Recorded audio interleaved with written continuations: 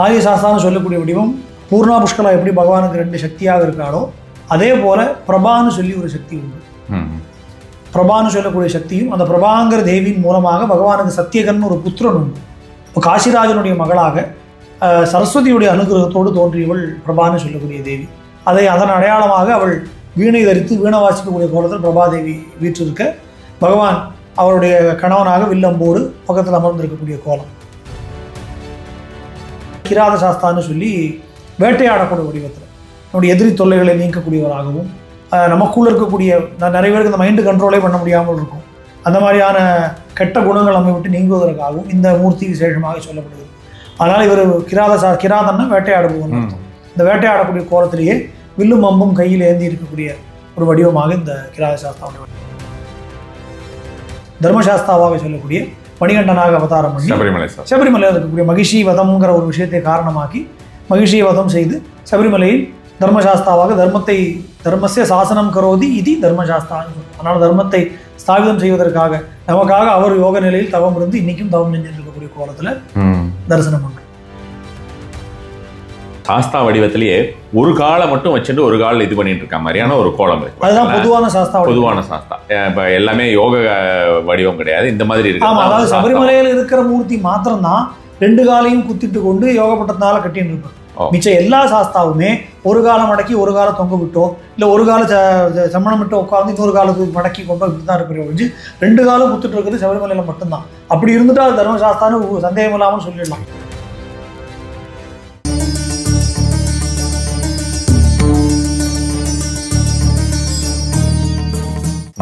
நமசிவாய சுவாமி சரணம்.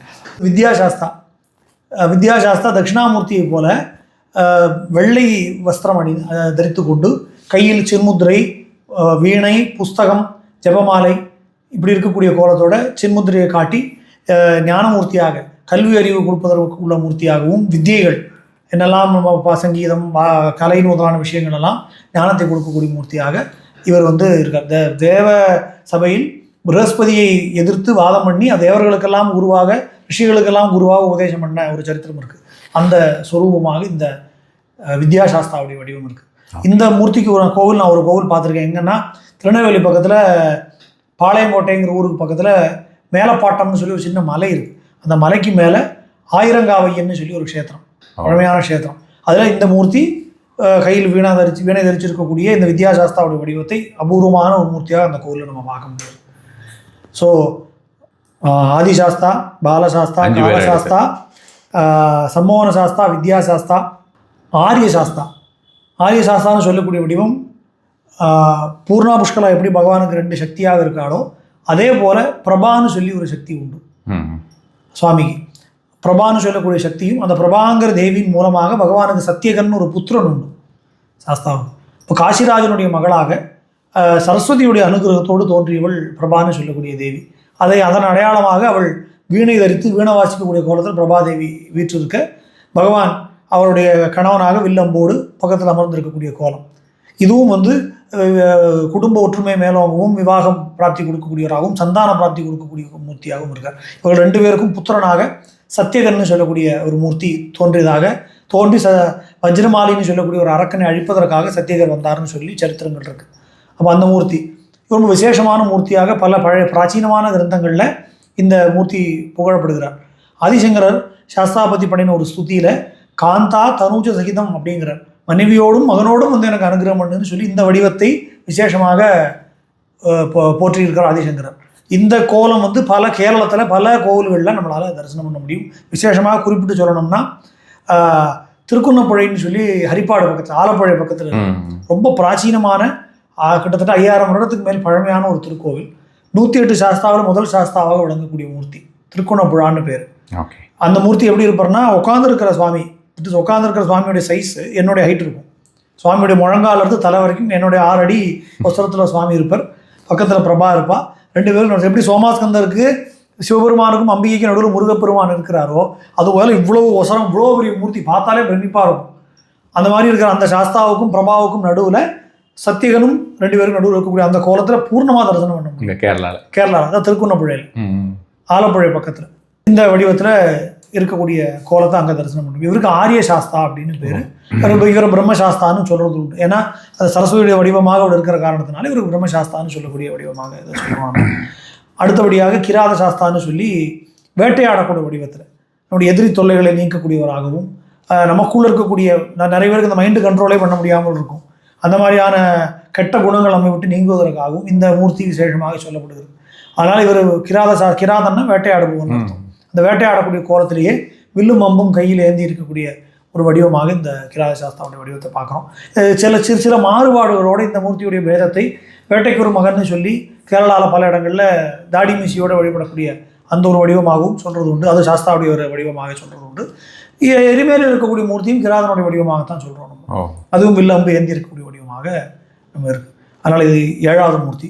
8வது மூர்த்தியாக வழங்கக்கூடிய நமக்கு எல்லாருக்கும் தெரிஞ்ச தர்மசாஸ்தாவாக சொல்லக்கூடிய மணிகண்டனாக அவதாரம் பண்ணி சபரிமலையில் இருக்கக்கூடிய மகிஷி வதம்ங்கிற ஒரு விஷயத்தை காரணமாக்கி மகிஷியை வதம் செய்து சபரிமலையில் தர்மசாஸ்தாவாக தர்மஸ்ய சாசனம் கரோதி இது தர்மசாஸ்தான்னு சொல்கிறோம். அதனால் தர்மத்தை ஸ்தாபிதம் செய்வதற்காக நமக்காக அவர் யோக நிலையில் தவம் இருந்து இன்னைக்கும் தவம் செஞ்சுட்டு இருக்கக்கூடிய கோலத்தில் தரிசனம் பண்ணுறோம்.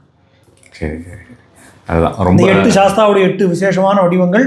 அவர் சிதம்பரத்தை சுற்றி 8 சாஸ்தா இருக்குன்னு சொல்லி சொல்லப்போகும். சிதம்பர ரகசியம்ங்கிற கிரந்தத்தில் சிதம்பர க்ஷேத்திரத்துக்கு காவலாக 8 திக்கில் 8 சாஸ்தாக்கள் உண்டு அப்படிங்கிறார். இன்னும் இருக்கு. ஆனால் அதெல்லாம் ரொம்ப சின்ன சின்ன கோவில்களாகவும் நமக்கு தேடி தான் போகணும். நீங்கள் பெரிய போர்டோ காரியங்களோ இருக்காது. 8 சாஸ்தாவும் தேடி கண்டுபிடிச்சி அந்த கோவில் திறந்துருந்தா தரிசனம் பண்ண முடியுங்கிற நிலைமையில தான் இன்னைக்கு இருக்குது. ஒரு சில கோவில்கள் பிரபல்யமாக அறியப்படக்கூடிய கோவில்களாக இருக்குது. ஒரு 8 சாஸ்தாவும் கண்டுபிடிக்க சிரமமாக இருக்குது. அதனால் இப்படி பற்பல க்ஷேத்திரங்களில் சில மூர்த்திகளுக்கு உருவம் கோவில்கள் இருக்குது. சில மூர்த்திகள் சங்கல்பம் மாத்திரையான இங்கே இருக்கக்கூடிய மூர்த்தி வேறையாக இருக்கும். சங்கல்பம் இந்த காலசாஸ்தாவாக இருக்கலாம், சம்போன சாஸ்தாவாக இருக்கலாம். இப்படி இருக்கக்கூடிய வடிவத்திலையும் இருக்குது. அதனால் இப்போ மெட்ராஸுக்கு பக்கத்தில் இப்போ இந்த திருநின்றவூர் சைடில் வேப்பம்பட்டுன்னு சொல்லக்கூடிய ஒரு இடத்துல இந்த இதுக்கெல்லாம் முன்னோடியாக விளங்கியவர் இங்கே வில்லிவாக்கத்தில் விஸ்வநாத சர்மான்னு ஒரு பெரியவர் இருந்தார். அவர் நிறைய ரிசர்ச் பண்ணி, இப்போ நாங்களாம் ரிசர்ச் பண்ணுறோன்னா எங்களுக்கெல்லாம் முன்னோடியாக அவர் இருந்தார். அந்த காலத்தில் அவ்வளோ ரிசர்ச் பண்ணார். அவருடைய ஒரு கனவாக இருந்து 8 சாஸ்தாவுக்கும் கோவில் அமைக்கணும்னு சொல்லி இப்போ அவர்களுடைய சிஷ்யர்களும் அவருடைய குடும்பத்தை சேர்ந்தவர்களும் பெரும் முயற்சி எடுத்து அந்த அஷ்டசாஸ்தா கோவில்னு சொல்லி அது அமைக்கப்பட்டது. வேப்பம்பட்டு பக்கத்தில் அமைக்கப்பட்டது. அது 8 திருக்கோவில்களும் அங்கே ஒன்றாக 8 சாஸ்தாவும் ஒன்றாக தரிசனம் பண்ணக்கூடிய ஒரு பாகி. பாதி சாஸ்தா வந்திருக்கார், மிச்ச சாஸ்தாலாம் வந்துட்டே இருக்கார். அதனால் கூடிய சீக்கிரத்தை கோவில் பூர்த்தி ஆக போகிறது. 8 சாஸ்தாவும் ஒன்றா பார்க்கக்கூடிய பாகியம் நமக்கு அங்கே கிடைக்கும். சரி சரி.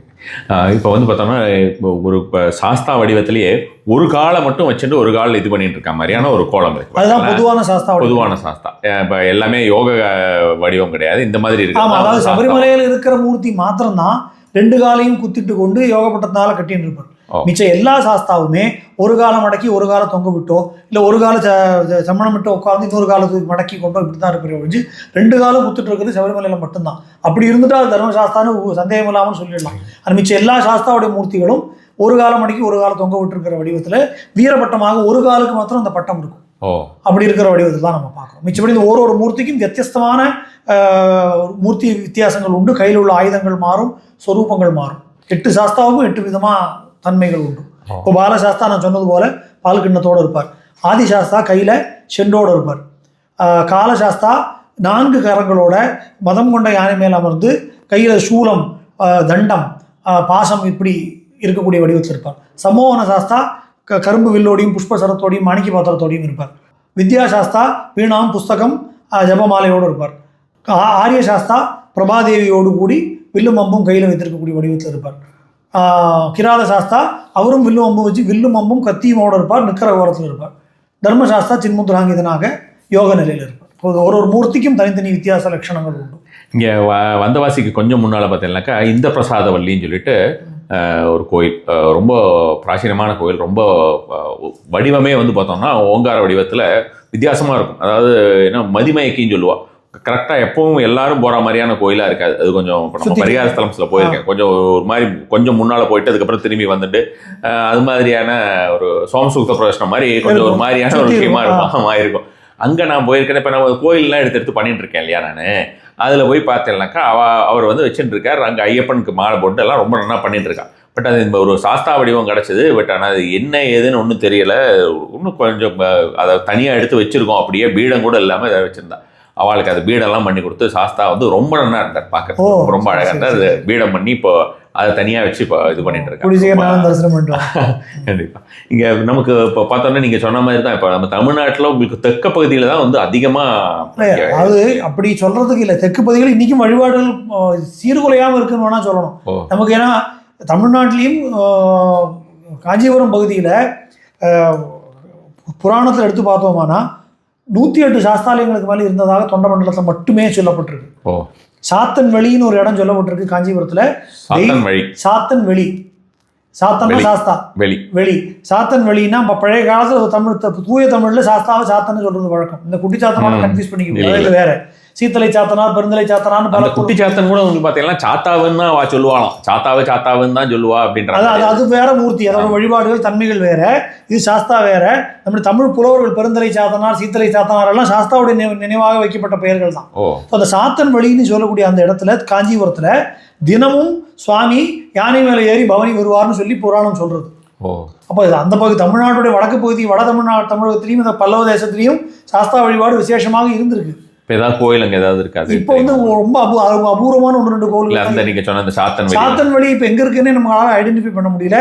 இன்ஃபேக்ட் உங்களுக்கு மகாசாஸ்தேஸ்வரம்னு சொல்லி சாஸ்தா பூஜை பண்ண சிவாலயத்தை பத்தி குறிப்பு இருக்கு. அந்த கோவில் இன்னைக்கு வந்து வழிபட முடியாத ஒரு நிலைமையில ரொம்ப ஒரு இதுக்கு ஒரு கடைக்குள்ள இருக்கு காஞ்சிபுரத்தில். ஸோ இது மாதிரி பல கோவில்கள் நமக்கு இருக்குது.